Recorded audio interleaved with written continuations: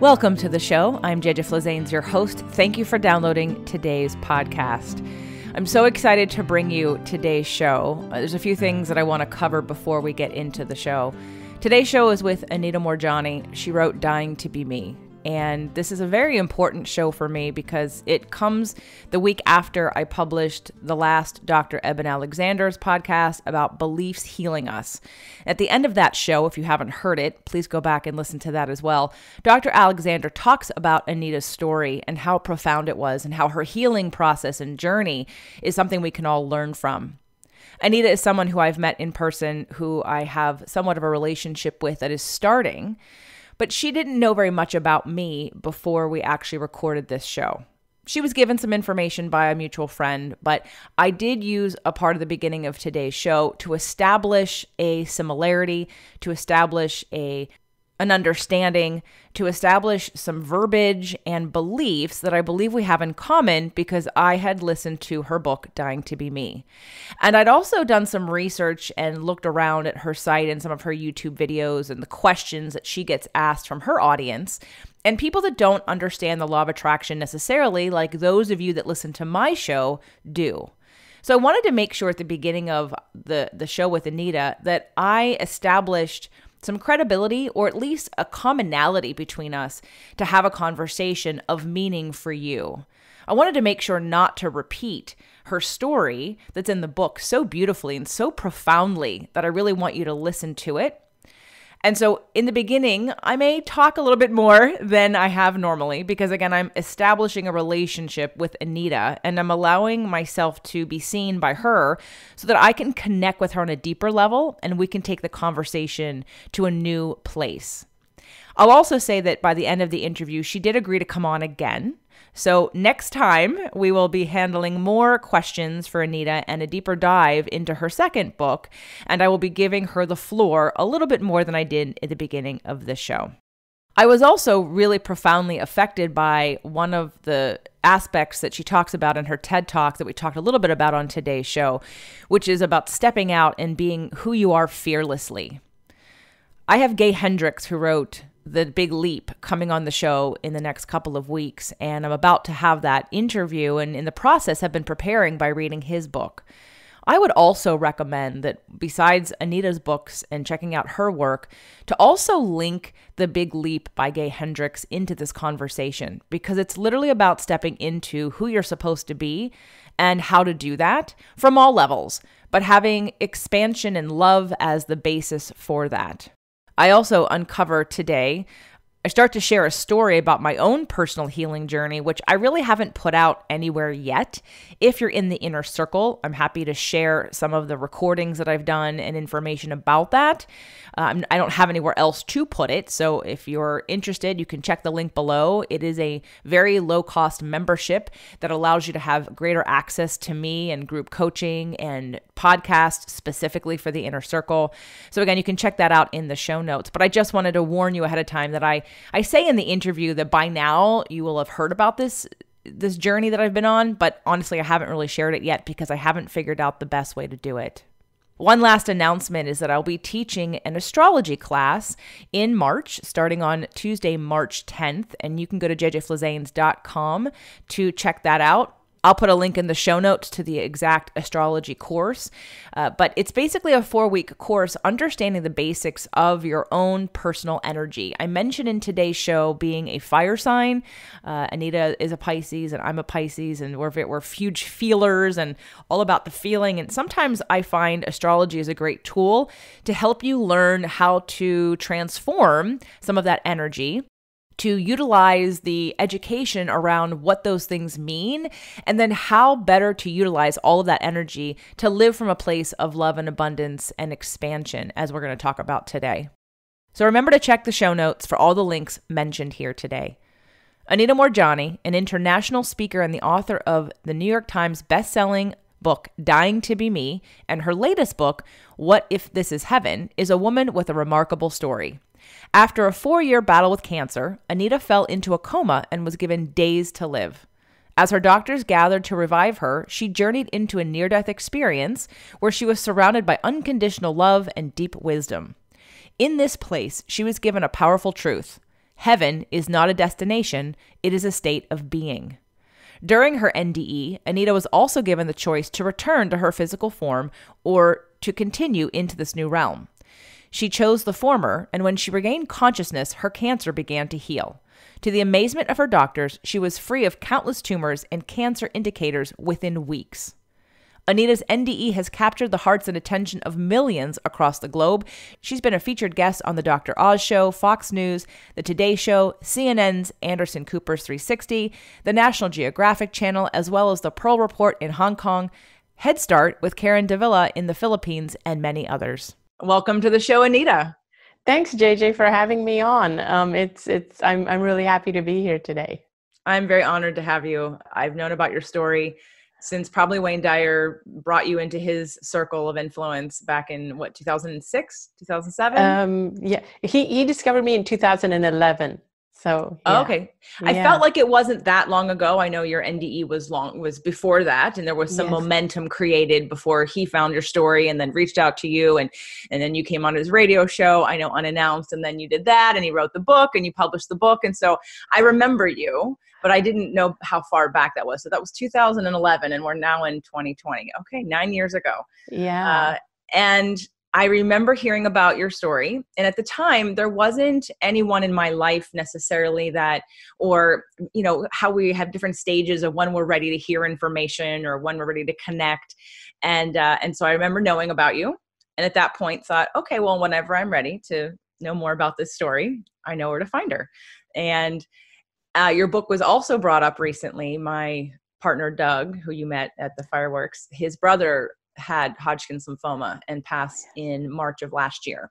And somebody else brought up your book. And Doug had said to me, he said, well, maybe I should get that for my brother to read. And I said, okay. And then that was sort of the end of that. And I don't think that happened. And then fast forward, my last interview with Dr. Eben Alexander, which was published last week, he definitely recommended that everyone know about your story and that you were such a model of healing, because he and I talked about the power of healing and what had happened in his NDE. And so I know that from listening to your book, I listened to it on audio. I've watched your TED Talk. I've watched a bunch of your videos. So I feel very ingrained, and I feel like I have a pretty good understanding of your perspective on many things. So what I'd like to do today is take some of the best of that for the people who are listening for my show, if that's okay. And then I have some questions from some listeners for you as well that we can cover. Is that okay? That sounds amazing. I love it. Good. Now, I do teach, for lack of a better focus, law of attraction.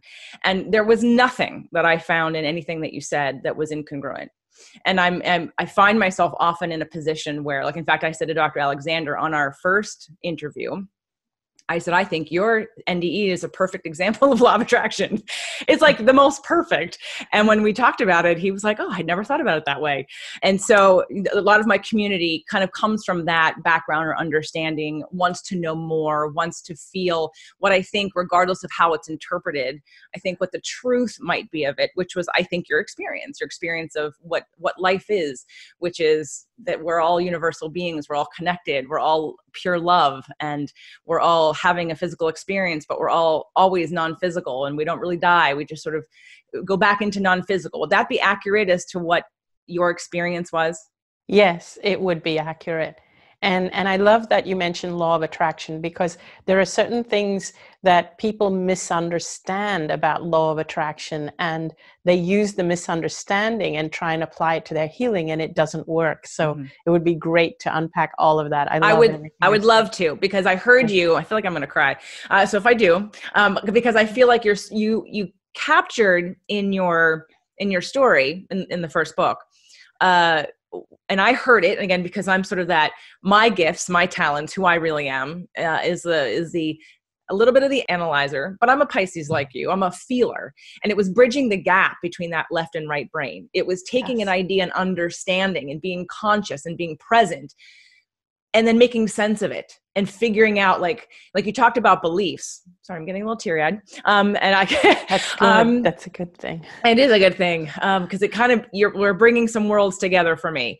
And in this show, I really, like you, want to empower people to to be and to be love and to be who they are. And all the other stuff, all of the use of all the tools I have, astrology, law of attraction, left brain, right brain, nonviolent, like all the tools that I use are really just to create clarity and freedom. They're not to make anyone feel badly. They're not meant to make anyone misunderstand and blame themselves or carry guilt or fear. It's actually to be the opposite. It's to create freedom, not fear.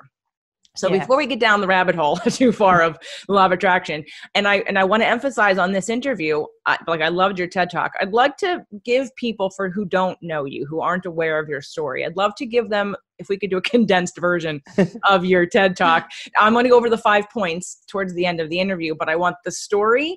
But I'm going to say right now for all of you, we're not going to cover everything. And so I would really, really, really beg you, please buy or listen to Anita's book, because a lot of the questions that you asked me to ask her, she answers in the book. So I want to use today to do things that we haven't talked about yet. I want to explore deeper aspects and ideas so you really can get well-rounded information and feel trust, feel peace, feel a deeper knowing, feel a sense of surrender with trust that I think we can achieve today. So please get her book. Please listen to it. Also watch her TED Talk. It's 18 minutes. It's beautiful. We're going to go over some of it here, but today is going to be geared towards taking this to a new conversation and to hopefully inspire all of you to know and trust that what she has experienced will benefit your life as well. So Anita, please tell us about your NDE. Okay, so I'm going to condense it really short so that we can get into all the other cool stuff. So basically, I had lymphoma for 4 years, and towards the end of the 4 years, I had reached what they called end stage lymphoma. So it was the final stages. So it was beyond stage 4 in that my muscles had atrophied. I could not walk anymore. I weighed 85 pounds. My body was no longer absorbing nutrition.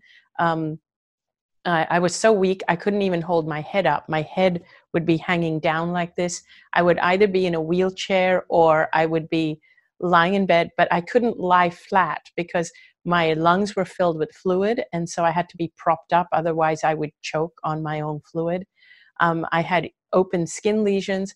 I had tumors throughout my lymphatic system, many of them the size of golf balls, from the base of my skull, all around my neck, under my arm, in my breast, all the way down to my abdomen.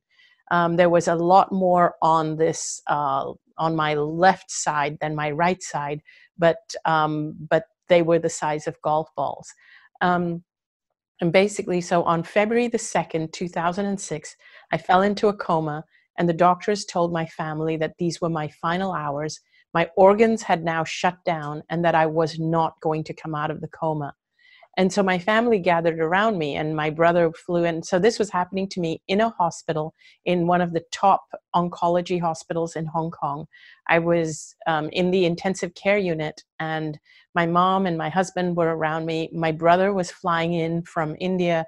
And so people were being told that these were literally my final hours.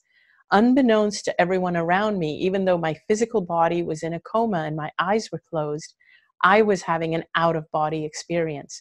I was able to see my body lying on that hospital bed, but I was able to see, feel, hear, and experience a lot more than just what was happening around my body. Because without my physical body, it was like I was limitless. It was like I had 360-degree peripheral vision. And so it's not like you're looking at things through your physical eyes where you have to turn your head and focus. No, it was pure awareness. It was like I was aware of everything that was happening to my body. I was aware of my family. I was aware of what the doctors were saying, not just within the room around my body, but outside the room. I could hear them, see them. And then I felt like I was kind of expanding and going further. And so much happened. But in the short version, I encountered my dad, who had passed away 10 years ago, 10 years prior. And the thing is, I felt nothing but unconditional love for my dad. When I was growing up, I had a very turbulent relationship with him. But I started to realize that when we leave our bodies, so basically being in this out-of-body space and expanding, it felt like a realm of clarity. Like I understood things that I never knew before. And one of those things is I realized that in this space, there is only unconditional love. And that's what I was feeling from my dad and for my dad, even though I'd always had a turbulent relationship with him.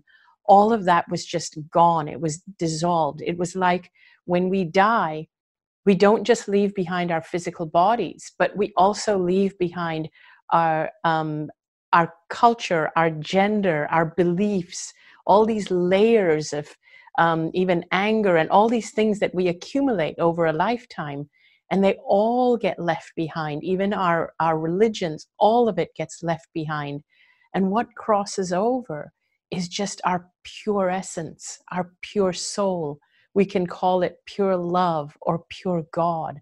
And so here I was in the other realm, my pure essence and my dad's pure essence. And so none of that conflict that we used to have or turbulence that we used to have, none of it existed in that realm. And so what I started to understand while I was there was I started to also understand how it was that I had got cancer, why it was that I was lying in that hospital bed dying. My life made sense to me. And I reached a point where I realized that I had a choice as to whether to go back into my physical body or to go onward into death. Now, I felt so amazing there. I felt so vibrant and free. And I felt like I was surrounded by a feeling of unconditional love. And that love, we can call it anything. We can call it God or coming from the angels or our guides. But it's not one specific thing. It's so limitless there. I realized that God is not a being, but God is that love energy that I was just surrounded and bathed in. And it could be the collective energy of all of us. It's so hard to put it into words, but no part of me wanted to come back into my physical body. And I wanted to stay there, but I felt my dad was encouraging me to come back. And he was encouraging me to realize that now that I knew the truth, that if I chose to go back, my physical body would heal very, very quickly. And I was reluctant to come back, but finally I did, because my dad wanted me to know that I had these gifts waiting for me.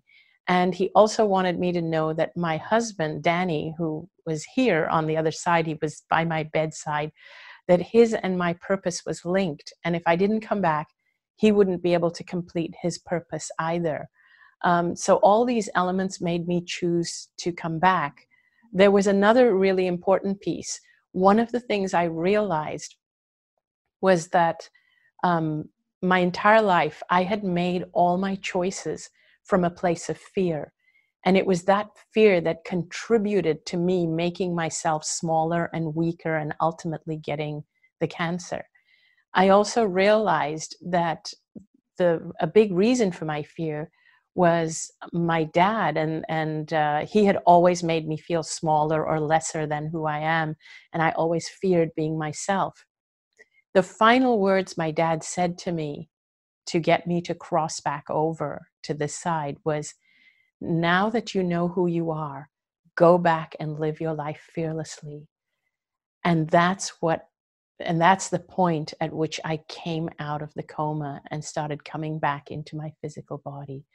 My dad, who had instilled the fear in me during my lifetime, actually broke that spell of fear during my death and wanted me to come back and live a life without that fear.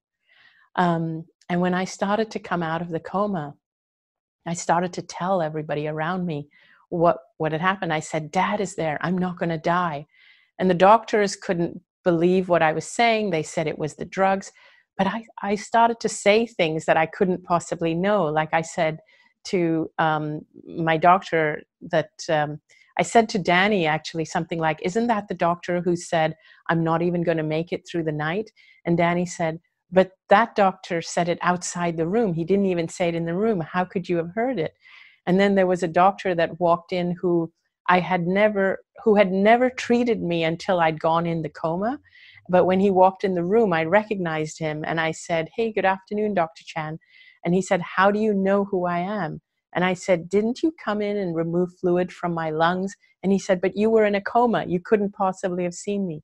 So they started to realize something weird had happened. But 4 to 5 days after coming out of the coma, I wanted to sit up. I wanted to eat. I wanted them to start removing all the tubes. And the doctors started noticing the tumors were shrinking rapidly. And within a week, the tumors were like down by about 70%.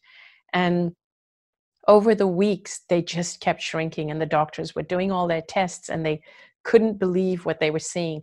The radiologist who was doing the tests, he thought he was getting the wrong patient's reports to do the comparison. He actually had to call back the record center to say, "Have you sent me the right reports? Because this is not possible." Within 3.5 weeks, they could find no trace of cancer. I was just building up my physical body and my strength and my muscles and trying to gain weight so that I would have the strength to be independent again. But after 5 weeks of entering the hospital, 5.5 weeks of entering the hospital, they released me to go home and live my life cancer-free. And that was in 2006, and it's now 2020, so it's 14 years. Again, she goes over all of this for those of you that are hearing this for the first time, obviously in much depth of all of the different little synchronicities, if you will, of all, like, more stories and her experience through that amazing story in her book. So please, like I said, please don't let this be the only time you get to hear Anita. I'd love you all, just like with Dr. Alexander. I didn't think I needed to read his book after I saw him on Super Soul Sunday. And my therapist I was working with at the time, colleague as well, said to me, "No, it's a beautiful journey." And so I think yours too. What I loved about when I was listening to you, because I did it on audio, the two things that really became very powerful cellular to me. And again, part of this is because I learned some things in my, I've learned and expanded in my time frame and on my journey. And I have, every time I hear of an NDE, like when I have a certain understanding, I think of what's on the other side, which is what you've experienced, even though I haven't been there, even though I haven't done it, but it always has resonated with me. All of the teachings that I got from Law of Attraction, that you're the creator of your own reality, that we're all universal, we're all source energy. I know there's not a God that's separate from us. I know we're all source energy. So all of those concepts expand my body as I think about it. I feel this immense, like you talked about, what was really amazing to listen to was when you talked about, you felt yourself blending into everything in the room, that not only did you have the view, the 360 view, your body didn't exist. It was almost as if you and everything was one. Yes. And that feeling that I got from listening to that was just, I would love for everyone to feel that. And I'm going to jump around a little bit, because I want to take the momentum from where we are right now. How would you recommend for those that are, because I know, you tried everything. You had done so many different healings and modalities, and eating this and not eating that. And what would have worked? And I know that the point is nothing would have worked. You were supposed to have gone through this, correct? Yes, for me, that is the case. And yet the dichotomy is that I feel if I knew then what I know now, I wouldn't have had to go through what I went through, which is why I share with people what I know now. And how would that have been delivered to you though? For me, I interpret my first time hearing Abraham say, "You are the creator of your own reality." I didn't have any guilt or shame or blame attached to that. That felt freeing. That felt empowering. That felt expansive. When I heard that I am source energy, I felt expansive. I felt free. So what would have had to have happened, do you think? I mean, would you have listened to someone like you then who had a similar experience? I would have listened to someone like me because the way that I present things is the way I would have liked it to be presented to me back then when I was going through what I was going through. So what was happening back then was, when I was dealing with the illness, I was dealing with two camps, which was really, really confusing for me. There was all the people who were really, really pro or immersed in allopathic medicine, you know, the whole oncology, do the scan, have the chemo, the radiation, and that scared me to death. So I was dealing with people who were saying, if you don't do this, you're crazy, you have to do it this way. And then I was dealing with another camp of people because I was kind of immersed in a world where I was into experimenting with natural alternative stuff. But so I had the people in the alternative world saying to me, you absolutely should not be putting the toxins in your body. And so I was fearing the toxins of the chemotherapy and everything, trying to go the alternative way. But as I would go the alternative way, I would still have all these people saying to me, you're crazy. All that is quackery. It's not real. It's not true. So my mind was in this state of fear that if I did the allopathic way, I feared it. If I did the alternative way, I was fearing that, am I doing the wrong thing? Because that's what everybody is kind of brainwashing me to believe, that all of this is quackery. But that was the way I was attracted to. But I didn't have the confidence to go that way. So I lived in this state of fear. And so even when I would do the alternative stuff, I would be doing it in a way like I needed to prove to the other people that, no, it works. And I was like, please make it work. Please make it work. And I have to take all these supplements and I have to cut this out of my diet. And it was rigid and it was fearful and it was just horrible. But I was doing all the alternatives. But my state of mind, my state of being, I was in an awful and fearful state. And I know that people relate to this when I speak about it. You can be doing all the right things, following all the right therapies that the alternatives tell you to follow, but you're still in that state of fear. Like, am I doing the right thing? Is the cancer still growing inside me? Oh my God. So the way I deliver my message now is I tell people that the dis-ease in you, let's not label it. Let's not even call it cancer. Let's not call it anything. It's your own body trying to communicate with you. And usually the message is, you don't love yourself enough. For me, that was the message. I never knew that I was supposed to love myself. And when I say love myself, a lot of people think, oh, you know, I do love myself. I take care of myself. I go to the hairdresser. I go to the gym. No, that's not loving yourself. You have to love your whole self, your soul, your spirit. You have to love your spirit and soul enough to know that it came here for a reason, for a purpose. It is guided all the time. You have to love your physical body to know that because your spirit has a purpose to be here, it wants a beautiful, healthy vessel to express itself through.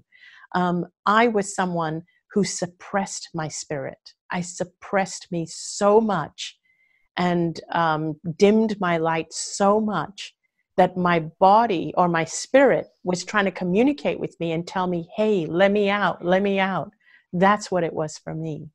So I love what you just said there about fearing, like you didn't fully trust because you weren't confident and you felt like you had to second guess. And that is why when I wrote my first book, Fit to Love, I come from a fitness background first and foremost. I come from a health background, but I intuitively knew that many of the people in the fitness industry or in the health industry are driven by fear. Yes. They're driven by fear and control issues, control issues and addiction to how I look and addiction to what other people think of me.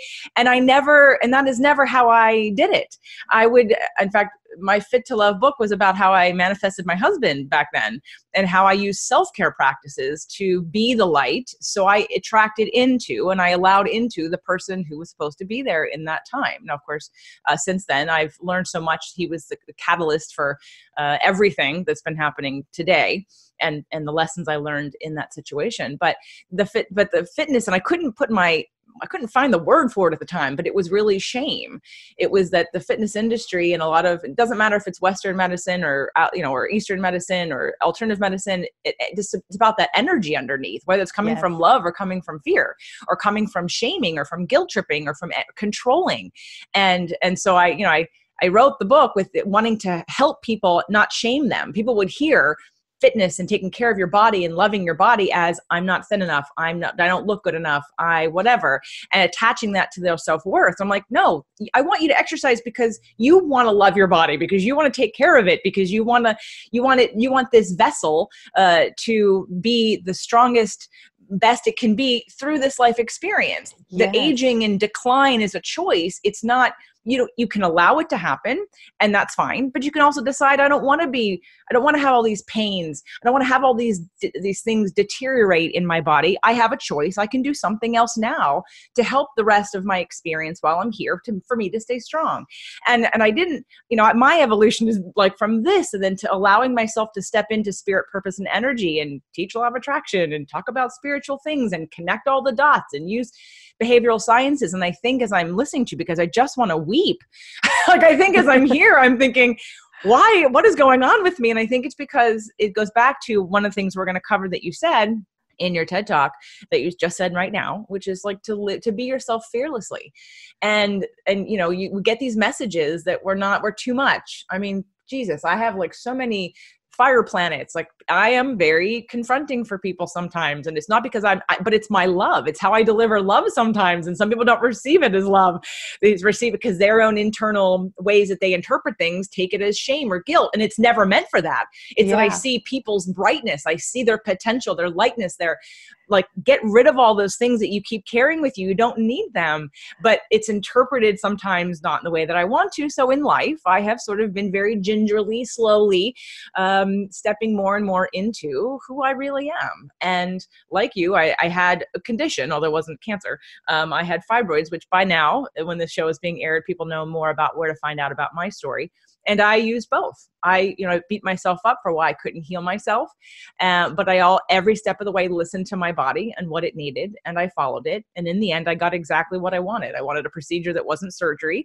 I wasn't, I dealt with doctors who told me things that I did not believe and did not agree with at all. But at the end of the day, I had to go through it to realize, like, why did I fail not healing myself?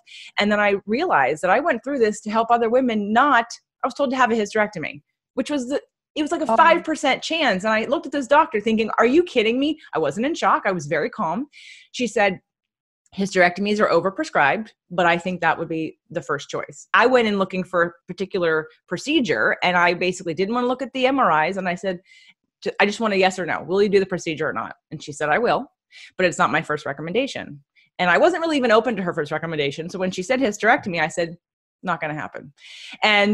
But I would go through this experience with as much education and knowledge and experience as I have in the health industry in all aspects of healing, and from the physical and emotional and spiritual to to all of the scientific things about whatever in my body. And I thought to myself, oh my God, so many women sit in this chair and a doctor tells them and scares them into thinking that their body, that they need to do this very extreme thing. And so I feel like my purpose at the end of that was to help other women not give up body parts they don't need to, because somebody wants to infuse them into fear. Yes. So I'm relating to the journey of, I had to go through this to get here in order to help other people save their body parts, save their uteruses. It's unnecessary to understand all of the emotional pieces, to integrate that fear, to take ownership of that. Yes, I have not allowed myself to be who I really am, because I've had parents, because for pretty much everybody else, I'm too much.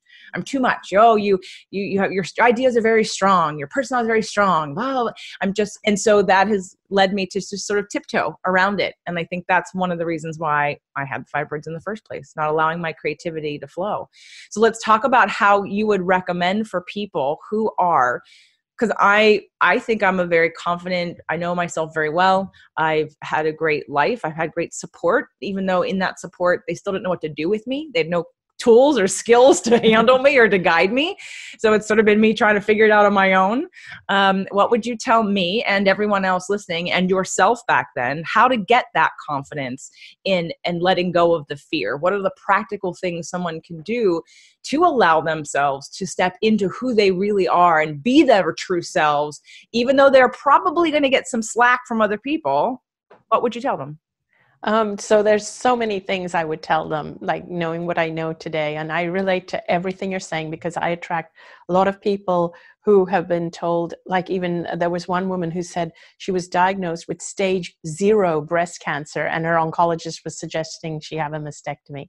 I said, no, that's really crazy. You cannot do that. Don't give up your body parts. So I know exactly what you're saying. And so what I tell people, so first of all, if they're dealing with a dis-ease, what I want them to know is that you need to choose the treatment that makes you feel empowered. Feeling empowered is an act of self-love. If you're feeling fearful, then then the doctor or the person who's treating you is not the right person for you. You need to work with people who make you feel empowered, and you need to know that choosing the right people is an act of self-love. Whether it's alternative, whether it's allopathic, whether it's a combination, you need to feel empowered through the process of dealing with with whatever it is, physical symptoms you're dealing with. So that's number one. I want people to know if they are going through physical issues or disease or anything like that. I go into it so much more, not just in my book, but in many of my YouTube videos and all that. So, but the other thing I want people to know is that we live in a world that that is created by people who believe that we are five sensory beings. And I may need to repeat this for the listeners to really get this. We are actually not five sensory beings. We are more than that. We are not three-dimensional beings. We're more than that. That's what death taught me. Death taught me that we are more than our physical bodies. I know many of your listeners know this. You kind of know we're spiritual beings, but I really want you to get what this really means.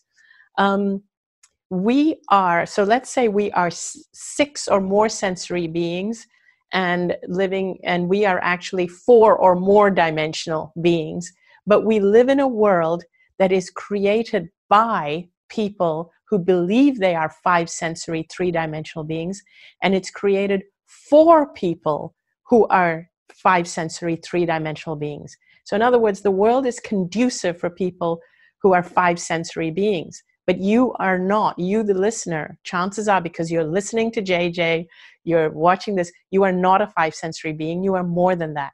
And so you probably have trouble fitting into this world. Self-love means getting to know that part of you that it does not fit into this world and loving it and knowing there's a reason why you are the way you are. So another analogy that an analogy I'd like to use is an iceberg. If you imagine an iceberg, when you look at an iceberg, when you look at a photo of an iceberg, when people take pictures and we think, oh my God, look at that amazing iceberg. In actuality, what you're looking at is just the tip of the iceberg. Below the water, what you don't see is the iceberg is actually much bigger than what you can see. In other words, what you're only seeing is 10%, at the most 15 or 20% of the actual iceberg. 80 or 90% of the iceberg is under the surface and you can't even see it. This is the same for you and me. What you can see, what I can see of you, what you can see of me is only 10% of who I am and 10% of who you are. There is 80 or 90% of you which we cannot see. And yet we live in a world that ignores that 80 or 90%. You have to start acknowledging that 80 or 90% that you've been ignoring. What is my soul? What did it come here to be? Why did it choose this path? Why did it choose these parents? Start going back and getting to know that soul. Give yourself a hug, even if it makes you cry as you think back on your journey of how your soul came into this life and embraced this life and has gone through whatever it's gone through to get to where it is here. If it makes you cry, it's a good thing. But you need to go on a journey internally to discover your soul and follow the trajectory of your soul from birth and ask yourself questions like, why did you choose this? And you will start to gain clarity as to the kind of the path or the patterns in your life. And you will start to gain clarity as to things that you have ignored and not listened to. So here's the big part of it. When you start to realize that there is a big part of you that you have ignored, and that is the soul that has come through and decided to express itself through this body, but the soul is way bigger than the body. When you start to realize that, you realize how powerful you are. But what we have done is, instead of embracing that power, embracing that soul that has a purpose, and instead of honoring the purpose that this soul has come here to express, what we have instead done is reduced it to thinking all I am is this five sensory being, and And then what we do is we feel insecure, and then we give our power away to other people. We ask other people to tell us what's wrong with us and tell us what we need to do about it, instead of checking in with that 80 or 90% of us who actually knows the real truth. We never check in with that. So I always tell people, turn inward, meditate if you have to, go for a walk in nature, or but really get to know that you are more than this physical body. The other issue I have is that whenever we have a physical issue, we think that all it is a physical issue. In actuality, our physical body is an expression of that soul. So every illness is actually more a spiritual, something our spirit is trying to tell us. So the issue I have with of course, allopathic or conventional healthcare is that they purely look at the physical. They don't look any further than that. But I also have that issue with a lot of alternative where, okay, it's a lot better. They don't give you drugs and pharmaceuticals. They give you natural remedies. You do it through food. But they still only look at the physical. They still look at your physical symptoms and say, this is what you need to do with your diet and all. Now, I don't undermine that. But the point is, you still haven't gotten to know that I am so much more than the physical. Let me heal it from the soul level.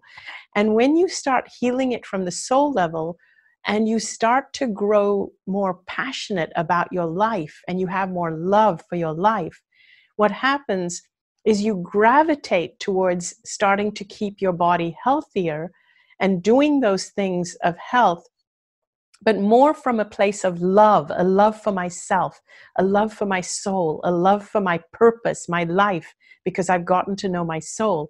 And so you start to do things that are healthy for your body because you want your soul to have a healthy vessel through which to express itself. The other way, the way we're currently doing it as 5 sensory beings is, oh my God, I've got these symptoms. I've got to go see a naturopath because I don't want the drugs in my body. The naturopath tells me, oh, you need to take all these supplements. It's still very 5 sensory. It's like, oh, let me take these supplements. And then there's this fear. Is it clearing these symptoms? Is it not? And so you're still feeling that stress and fear of the symptoms, which is what is actually, fear actually weighs down on your immune system. It actually slows down your energy supply to your immune system, and you need your immune system when you're healing. So I always say, make your choices from a place of love and not fear. And the first thing to do before you even love your physical body is to love your soul.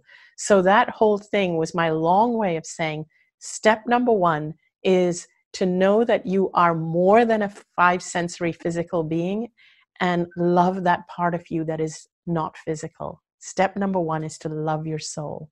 Step number 2, know that your soul is expressing itself through this body, and you need to keep the body healthy so that your soul can continue to express itself through the body. That's what I would say. Beautiful. I do an event called Releasing What Weighs You Down.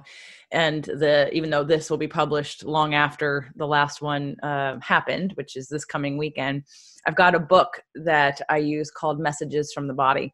And I link every ailment to a psychological and emotional set point for the body. In fact, last night I was having a little bit of a restless leg syndrome. I got out of bed, I came over here, I sat down with the book, and I was like, okay, what's going on?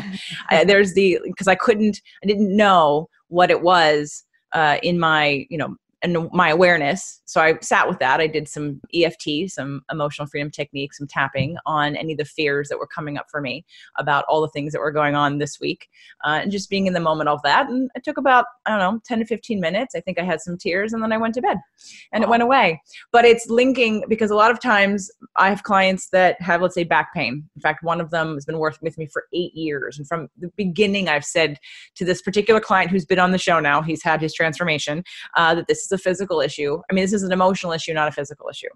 But most people don't understand how to link those together, especially men. They think they hear emotional and they go, I don't understand what that means. Yeah. And I realized, oh, it's stress. So let me reframe that for you. It's stress. Oh, I have stress. Right. So the stress, which is emotions, so you can't have stress without having negative emotions, unless it's physical, you're building your body up.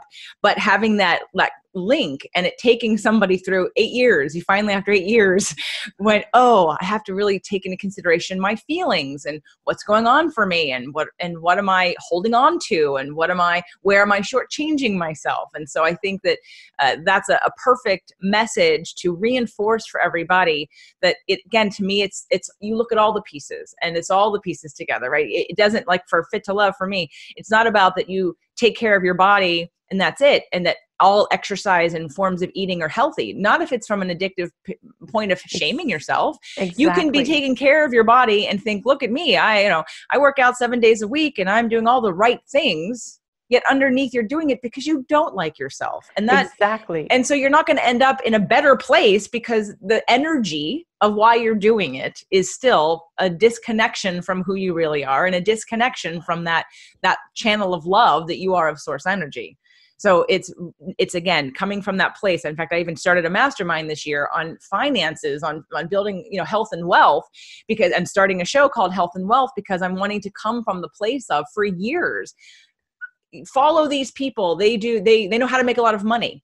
Okay, but they are also sick, have bad relationships, are not happy people. Like, yes. It's not one thing. How about, can we figure out a way to make all of it work together? And to me, it was that, what you're talking about. It's coming inward. It's really acknowledging, it's cellular, connecting with who you really are and that source energy, and being guided. And whether it's your subconscious mind, source energy, God, yourself, whatever the message comes, being able to be present enough and conscious enough to allow yourself to be guided. So for me, that's all law of attraction is: get into alignment and follow the impulse. End of story, yeah. Right? That's it. I mean, yes, there's much more other things people want to talk about, but really that's life. You get into alignment, you feel like pure love, and you follow the impulse, and you take actions that are inspired by that impulse, and there you go.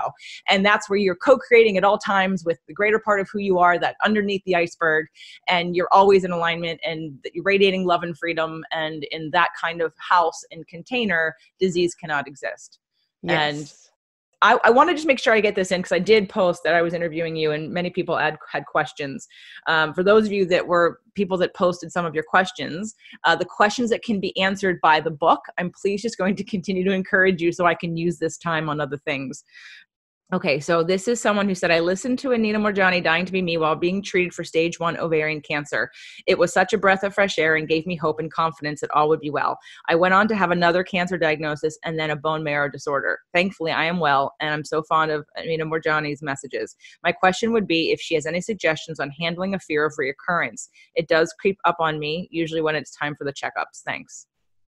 So this is a bone of contention I have with allopathic or conventional medicine, is that they kind of never release you from that grip of fear. And I find it, because I view the world differently today, I don't see the world the same way I did before the near-death experience. I see us as being energetic beings first and physical beings after, as a vessel to express this energy through. And what happens is that as energetic beings, when we're in a state of love, our energy grows. And what does love mean? Love means passion, purpose, and so all these different things. So being in a state of love is when you are following your calling, when you're passionate about something, when you're in love, when you love yourself. All of these increase your energy. So if we are all energetic beings, when you're in a state of love, your energy is increased. This means, as I said, like even if you if you have found your purpose and you're following it passionately. When you are in a state of fear, so what is fear? Fear is lack of self-esteem, self-hatred, shame, guilt, anger, all of these things. These emotions kind of reduce our energy field. So they shrink our energy. So if we are in an expanded state of energy for a prolonged period of time, our bodies start to heal. And this is something you won't learn in medicine, but this is what I discovered. If I had to give you one key of what healed me, it was being in that expanded state of energy. Suddenly I was in this immensely expanded state of energy, and my body just started to heal. Even when I came out of it, I felt like, oh my God, I figured it out. I know what it is. And my physical body started to heal. So what I would ask you to do if you are in fear of your illness, number one is don't fear the fear. Allow those thoughts to pass. But then what I want you to do is, after that, don't push them away. They're there. But where I want you to take your focus is I want you to start thinking of a purpose for your life. Like, I want you to think of a life beyond the diagnosis. Personally, when I deal with people, I don't even use the word cancer because there's so much fear to it. And even hearing that word brings your energy field down. So when you think about it, looking at it from my perspective, when I see everybody as energy beings, and the objective of this life is to keep your energy as high as possible. That is really all your objective is to keep your energy as high as possible, and to reduce the amount of things that decrease your energy, which, as I said, was fear, stress, shame. All reduce those as much as possible and increase everything that expands your energy. To me, it's ironic that our very medical system instills this fear in someone like you, this fear of cancer, fear of reoccurrence, and having to go for checkups and all, that the very system instills this fear in you, which reduces your energy, but you need that energy for your body to actually go into this healing mode. So your job is to focus on doing whatever it takes to expand your energy. And this could be anything: following your passion, doing the stuff you love, being with people you love, going out with friends, laughing, doing those things. And also seeing a life beyond your disease, seeing yourself as being more than your disease. Find a purpose so that you are passionate about something and you have a reason to live. So here is the biggest determining factor of the quality of your life and your shall we say, your chances of healing and overcoming disease. And that is your reason for living. If you are not committed to life, if you don't like your life, if you are in awful relationships, struggling with money, and you kind of feel, oh, I'm ready to check out, and now I have to deal with this illness, what's going to happen is that you're going to have this fear of it reoccurring. You're going to be in this really shrunken energy stage, the opposite of expanded. And what's going to happen is that chances are it may reoccur. But if you use this illness as a springboard, it's like, oh my gosh, I want to find my purpose. I want to live long. I want to be committed to being here. And it's about getting passionate about life and living and shifting your focus from dis-ease or dying to living. Like, really shift your focus and say, if I have a clean bill of health from this moment on, even tell yourself, if I was guaranteed that this illness is not going to come back, what would I do with the rest of my life?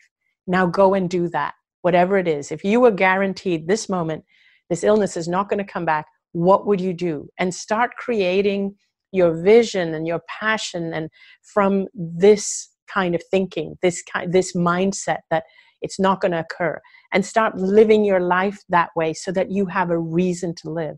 That in itself expands your energy state, which increases whatever you need in your physical body, the right endorphins and the right things in your body to start the healing process. So sorry that was long-winded again, but yes. No, and again, I'd keep you here all day.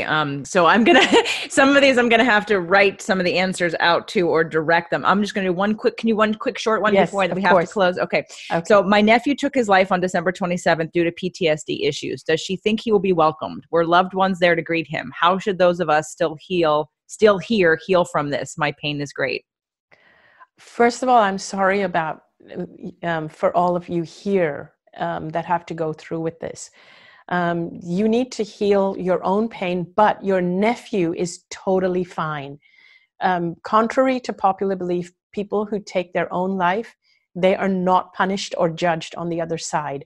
They've gone through so much pain here. The last thing that's going to happen is for them to have more pain on the other side. Your nephew will be completely welcomed. He's safe.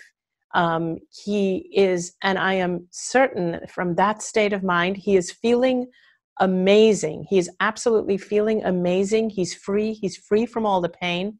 And the only thing he wants for the people who are living, and this is for anybody who has taken their life, the only thing they want for their loved ones who are living is for them to heal and find joy again.